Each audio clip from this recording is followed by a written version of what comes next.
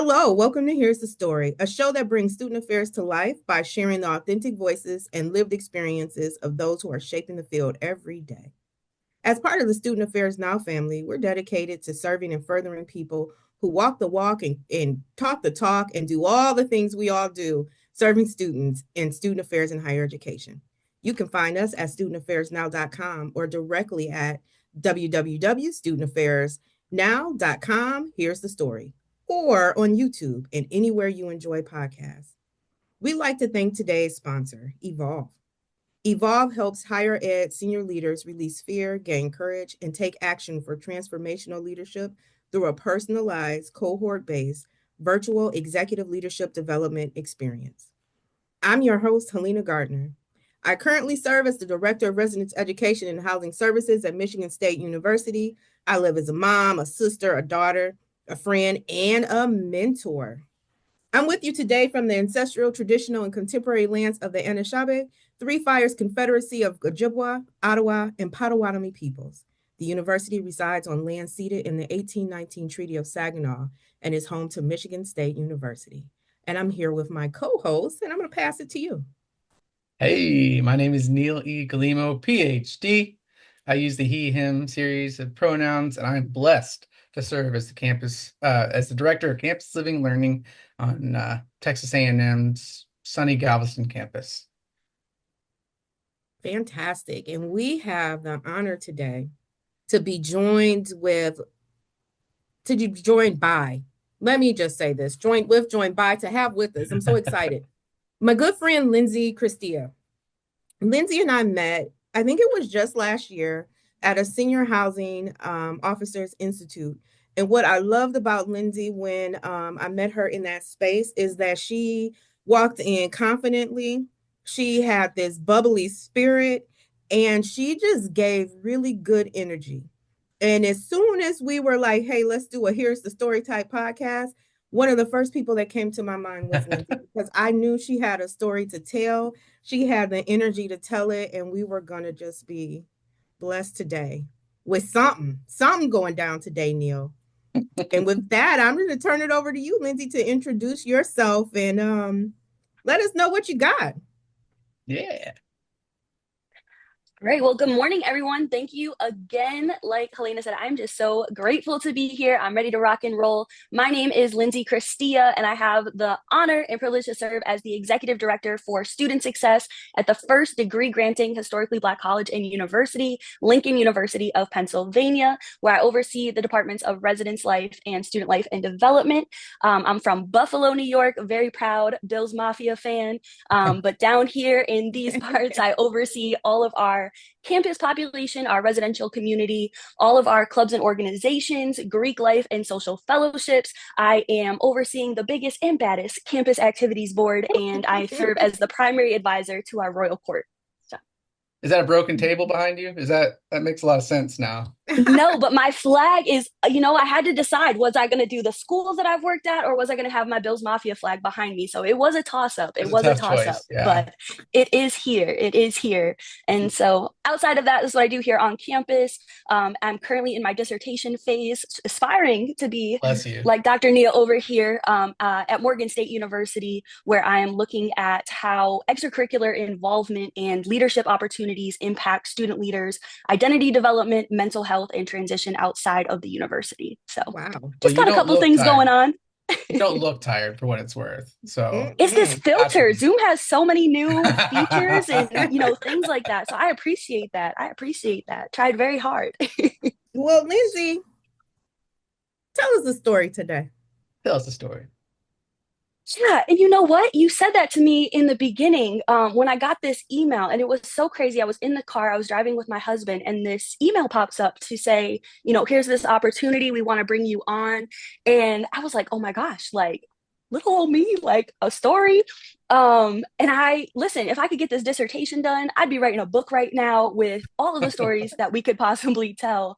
And especially, shout out to those that are in or have ever served in residence life. I very firmly believe that there should be some sort of wristband or universal tattoo, because I think everybody is owed one free coffee or at least one free drink wherever we go, because those that have served on the front lines, again, in residence life, definitely have some stories to tell.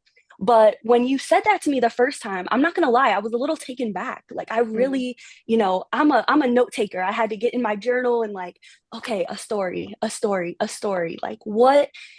That's so much pressure. Like, you get one story of everything that we can share. And so I kind of went through all the different things and all my time here. I've been in higher education now for almost 10 years. This is my 7th year here at Lincoln. I'm like, oh my goodness, like that, narrowing it down to one is crazy. But anyways, ultimately I was like, you know what? The only real best story that I have is my own, right? My truth, how I got here and what I've been up to. And so that's what I'm going to give you, just a little bit. And so before I get to that, I think, as we were talking about what this looks like, and I'm such a fan of what this podcast is trying to do and bringing people together and, really humanizing this crazy world of student affairs that we fall in. I really thought about like how a lot of our stories start, right? And, none of us went to kindergarten career day dreaming about a career in higher education. We did not show up. Y'all didn't. Did you? You did? You were like, I'm so like retention specialist. Yes, hall director. Yes, can't wait. And everything. Had a clipboard, occupancy reports, like had everything just showing up. Like, yes, I can't wait to do this. But no, I'll say for the 99% of us, because I knew there was one out there, so I found my Neil. But for 99% of us, we just magically fall into this environment. We just fall into this world by either our leadership opportunities, a mentor. Sometimes it's because we had a really great experience, but sometimes it's we didn't have the best experience and wanting to give that back to students. And so, I know for me, that is exactly how it happened. And mine was a quarter life crisis. I was getting ready to graduate. I was a graphic design major. I thought I was going to New York. I was going to work on magazines. Like, I had all these internships and studios, and I sat in my mentor's office, who I'm grateful enough to call as my supervisor now, almost 12, 13 years later, sitting there like, I absolutely hate this. Like, I love art. I love, everything about me is, what I do, but I can't see myself sitting in an office doing edits and going back and forth. And, that's just not me. And I'm about to graduate in 3 months and I have no idea what I'm about to do. And he looked at me and he was like, Lindsay, you're going into higher education. I'm like, what? Like, obviously, when you break it down to somebody, they're like, oh, yeah, there's people that work at colleges. You have these people at the universities, but nobody knows how we get here. We don't just get trained for this. I feel we all just get dropped off into this world, and it's like, make it work. Here you go. Have at it. Trial by fire. Wish you best of luck. And we go on from there. And, I really look back and I was like, yeah, I did all the things. I loved being involved. I was, I had the magical experience of being an RA, being in orientation. And when I think back now of my story and what I want to bring, I feel like I was always in these positions of like, wait, that doesn't make sense. Or why are you doing that? Like I said, I was a graphic design major. I didn't know what higher education was. I was a commuter student moving in as an RA. Nobody understood. You never lived on campus before. How are you going to do this? I became a senior RA a year later. I became a hall director where my entire staff was older than me and had worked in residence life longer than me. So coming in again, it was that challenge of like, what are you doing here?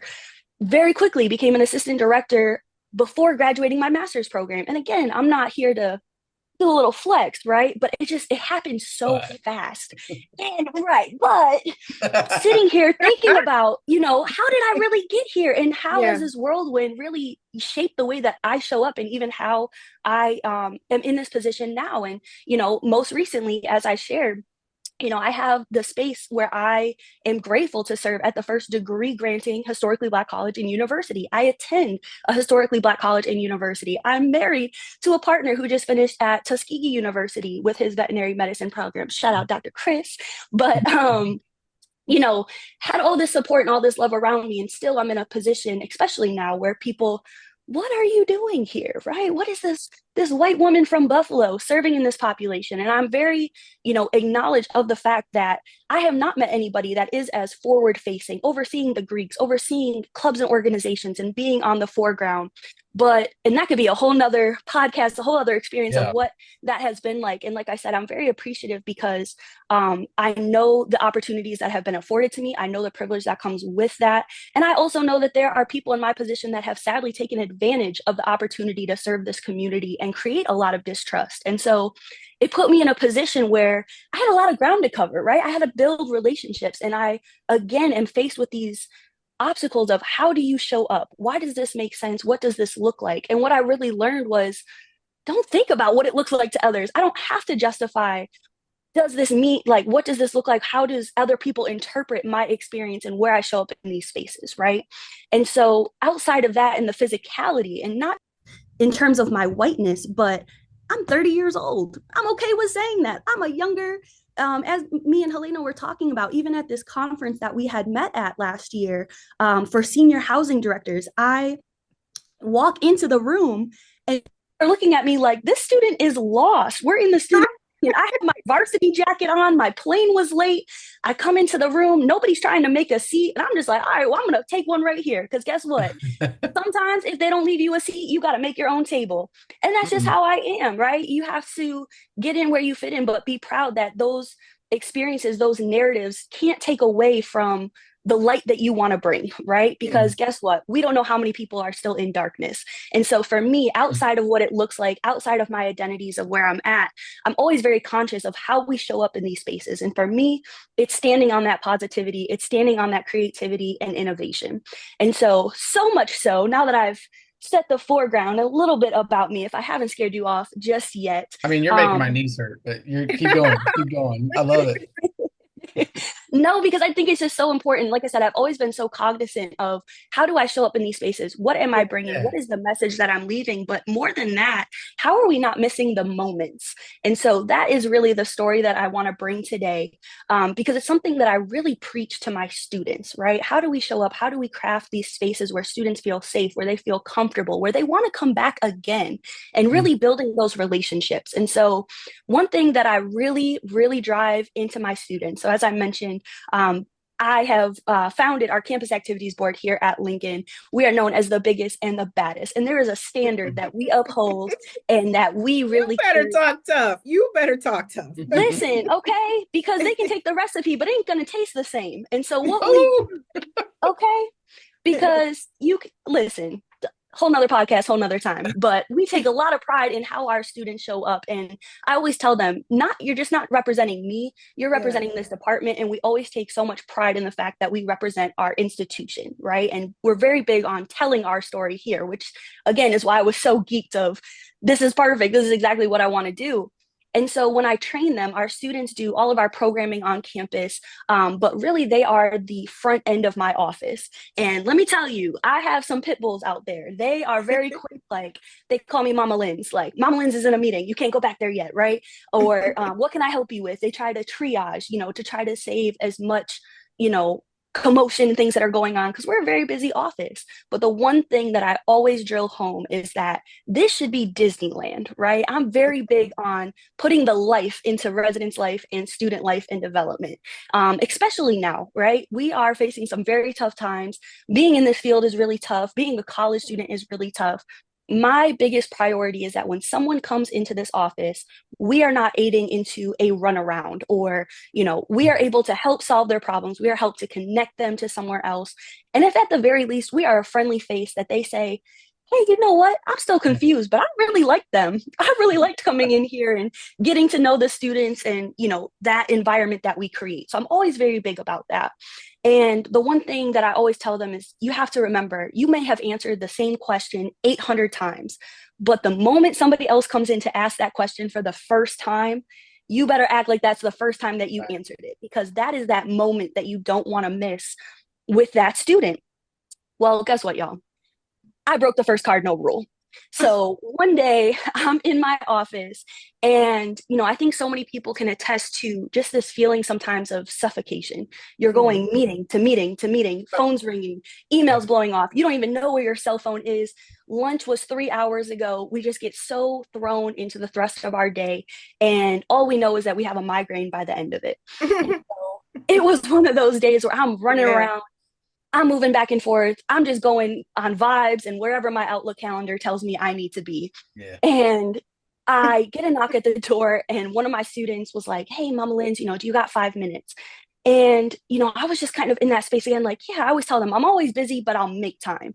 So I'm like, yeah, sure. I got a couple of minutes, hon. I got to hop on this other meeting. So, is this a quick question? And not necessarily rude. I never that. But I felt myself rushing that interaction and just like, Yeah. what do you want? I got to go. Like, I got another call. I got to be in another place. What do we got going on? Let me help you really quickly. And she came in. She had this little bag in her hand and she was like, Mama Linz, I just realized you've been running a lot. You're handling a lot of stuff. I was at the store, and this student doesn't even know. This is the first time I've shared this story. I've carried this has probably been 4 or 5 years ago at this point. I've been running around. I was at the store and I saw this and I just thought of you. And I wanted to pick it up and just give you this reminder that, we all see what you do. We appreciate you. And we don't know how you hold it all together, but you do. And she gives me this little sign that says chaos coordinator to put on my desk. Cause I always joke, like, this is my official title, even when I'm in meetings on campus, like, yeah, this is what I do. This is what I go by, but you guys can call me chaos coordinator because essentially it's all the same thing.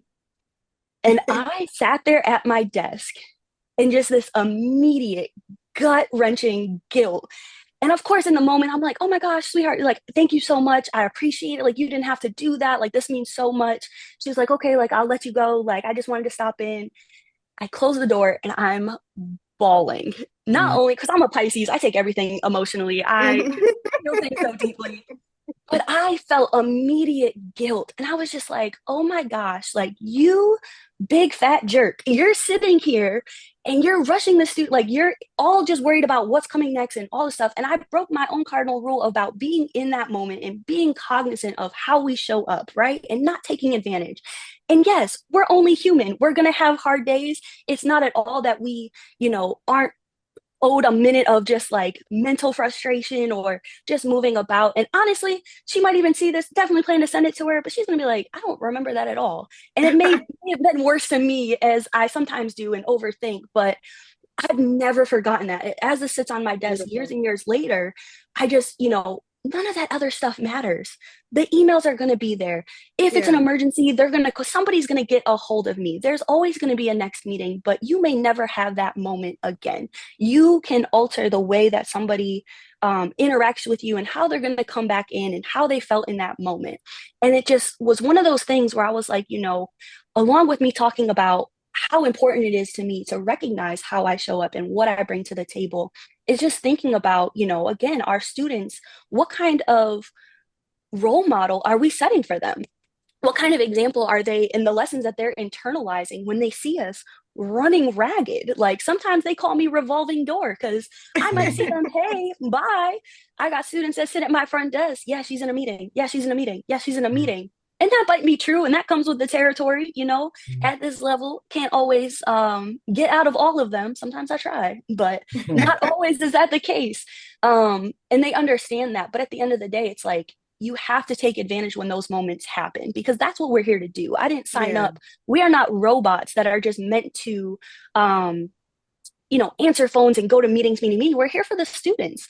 And so I always just try to remember that. And, especially with my research that I mentioned of looking at how the institution plays a role in setting that environment for students, this false level of perfectionism, this go, go, go, go, go, that can instill those fears of failure. They don't want to disappoint us, but we first can't disappoint ourselves. We got to take those lunch breaks. We got to slow down and just get back to that enjoying the student affairs magic, because that could be a point for somebody else to have that magical experience to say, hey, I want to do this too. So that's what I'm here to bring. That is my truth. That is my reminder that this stuff is going to be here, y'all. There's always going to be another day. There's going to be another email, but not allowing this job, this environment to take away from who we are as people, right? How we show up, how are we enjoying the work that we do? Because there's a lot of stuff that can really alter and take away from what that looks like. And it's hard. It's very hard to say we can't let it bother us. And, because some Yeah, of these things, they don't prepare us for politics in grad school. Okay. That's a whole nother, like I right. said, whole nother thing. But it's just Yeah. remembering like it's those moments that got us here and how do we keep creating those for others is really And just what I wanted to share today. I love that, Lindsay. I love it so much. And I'm sitting with so many like bars and quotables and things to write on my dry erase board to take because I'm thinking about how like it's kind of that basic when like if they see you, you see them. And I'm just thinking about, you tell them about the moment and whatever you had been doing, albeit chaos, the person saw you and even saw you being busy in that moment and needing to pause. And I just appreciate that. I appreciate it. And I love the getting back to the student affairs magic because I think you mentioned earlier appreciating what we're trying to do here. And that's it. That tingled to Yeah. even hear that student affairs magic because sometimes we lose that, but I appreciate that it's in the moment. It's in the moments and even in the chaos I would offer that we find it. Well, Yeah, and like part of the magic, is that every year you get another shot.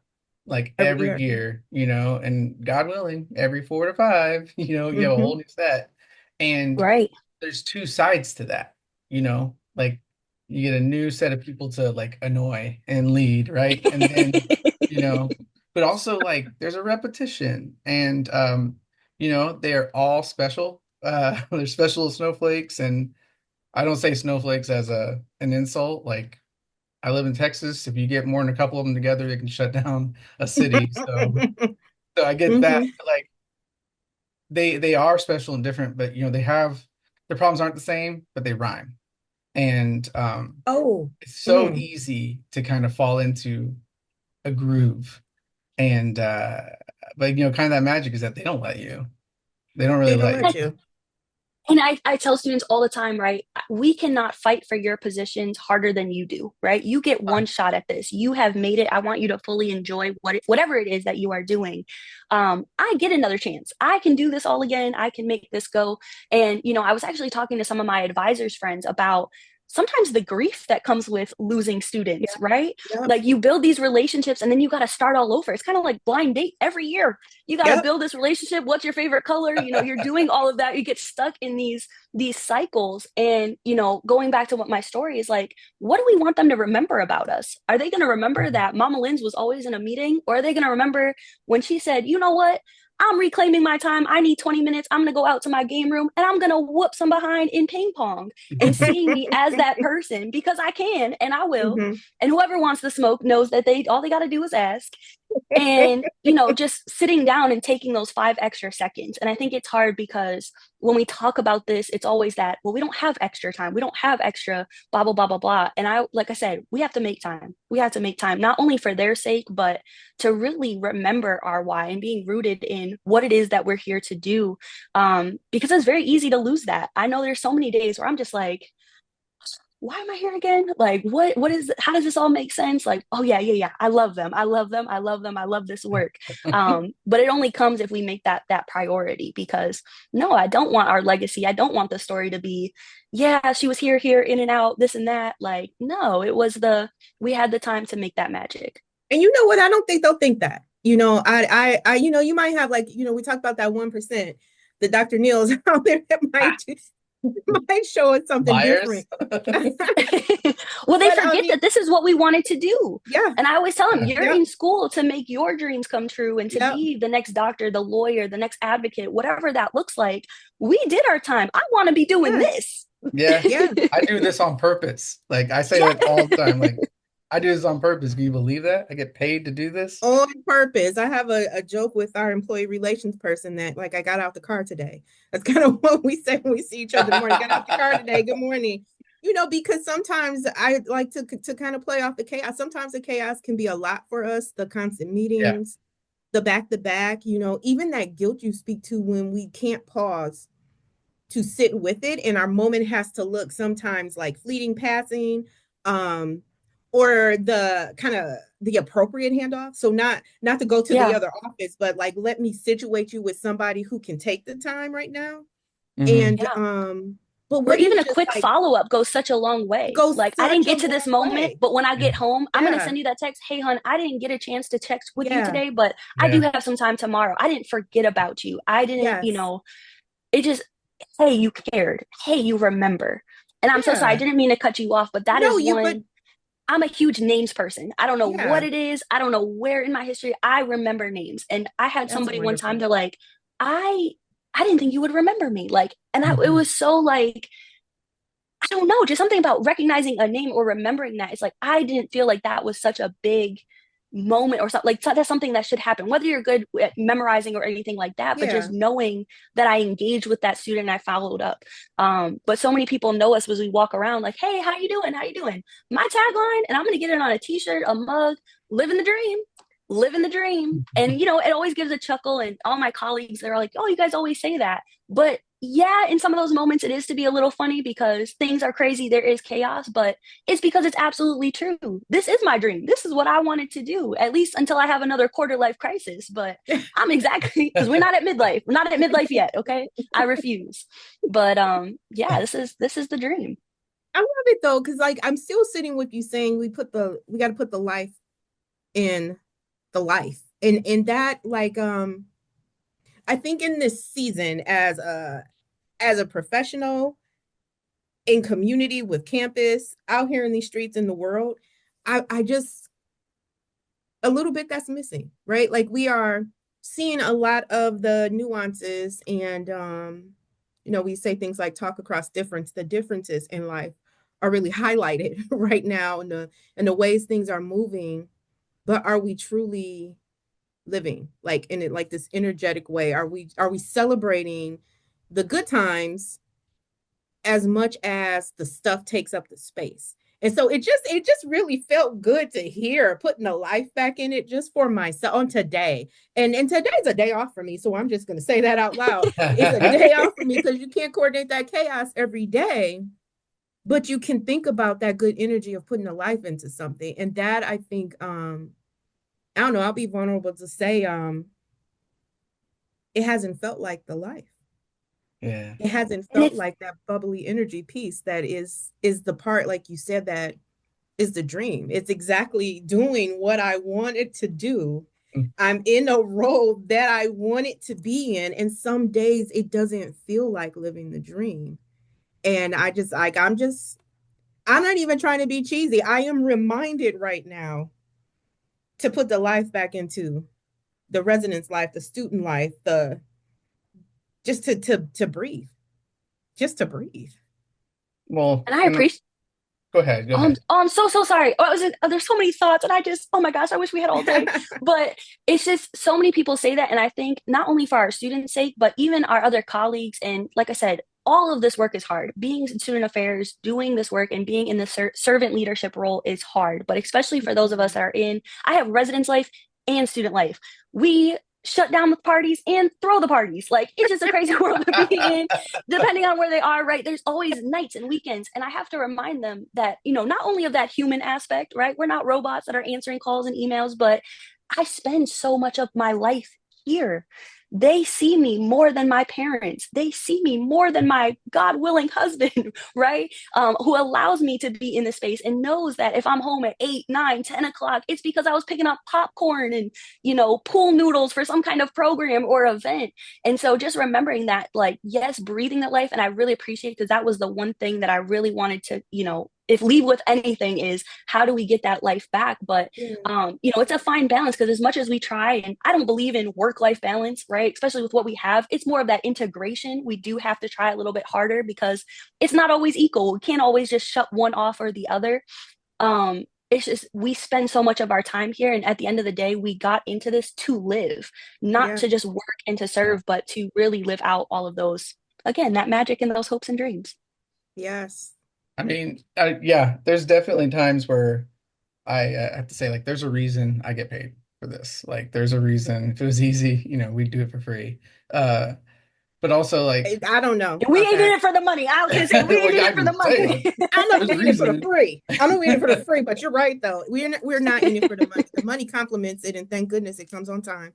But I'll tell you, one thing that hits me is that, and what you're saying is that this work doesn't let you go for long, like on autopilot. Like, you can't. It just doesn't. I mean, you were on autopilot, and a student came in and gave you a thing, a knick-knack, and sh I'm imagining she was probably wondering like, what just happened? Like, you're crying at your desk. She's like, "Oh my God, what did I just That's do?" not the reaction I was hoping for. Right. Right? She was just like, here, like here. And it's such a cool thing to be like on the other side of that wheel, because if you do this long enough, and if you get good at it at all, like you're gonna have those moments the other way. And so I just Yeah.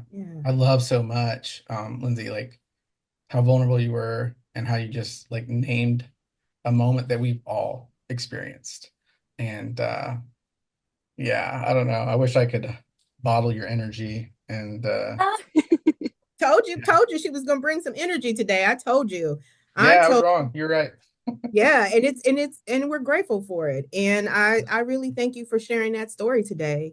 And I'm hopeful that as others listen to it, they do a couple things like they remember to keep your cardinal rule of cherishing the moment, but they also recall their moments, the moments they've given to others and the moments that they've received. So thank you so much for that today. Thank you. I cannot vomit appreciation enough. This was so cool. Like, I want 4 more hours because you guys are amazing.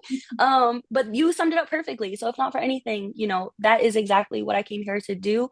It's so easy to say, I hope that you take care of yourselves because, Yeah. like I said, if we get those 5 minutes, but being okay with saying, like, again, standing in your truth, knowing how you want to show up, knowing that that authenticity matters. And when you embody that, even if it is by bringing energy or doing something consistency, however that looks like for you, we really do give the green light for our students to find who they are and how they want to show up in this world too. So I Well, appreciate it. I had a great time. thank you. And thank you for sharing your joy for everyone. Yeah. That again is Lindsay Christia. Lindsay hangs out over at Lincoln University and is doing some wonderful things. And we look forward to enjoying your PhD work when you complete your journey. Thank We you so also much. Let's want manifest that. we manifesting it today. We also want to thank our sponsor, Evolve.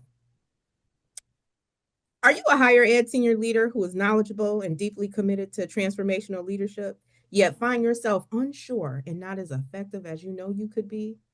Evolve, led by our own Dr. Keith Edwards, along with Doctors Brian Arroyo and Dawn Lee, are offering Evolve to help leaders like you release fear, gain courage, and take transformative action to unleash your leadership for social change. Evolve is a 3-month virtual experience combining on demand modules, personalized coaching, and powerful group sessions. Visit Evolve to learn how you can be a part of their next cohort or talk to us about Evolved and your senior leadership team. This has been Here's the Story, and I've really enjoyed our episode today. Yeah. Here's the Story is part of the Student Affairs Now family. We are glad you joined us to laugh, cry, learn, and sometimes commiserate. And always, we celebrate here being a part of the Student Affairs experience. If you have a story, please consider sharing with us by leaving a 2-minute pitch via voice file at studentaffairsnow.com/here's the story. Every story is welcome and every earnest perspective is worthy, and we want to hear it. And if you don't feel like sharing yours, you can find ours and others at studentaffairsnow.com on YouTube. Make sure you smash that subscribe button and anywhere you listen to podcasts. I'm going to turn it over to my good friend Neil to close out and thank our editor. I'm lucky to say this episode has been edited by Nat Ambrosi. Thank you, Nat, for making us sound better than we have any business sounding. This is Neely Glimo, and I just want to say we hope this fed your flame a little bit because your light matters. So keep using it to make the world a brighter place. Until next time, this has been Here's the Story. Peace.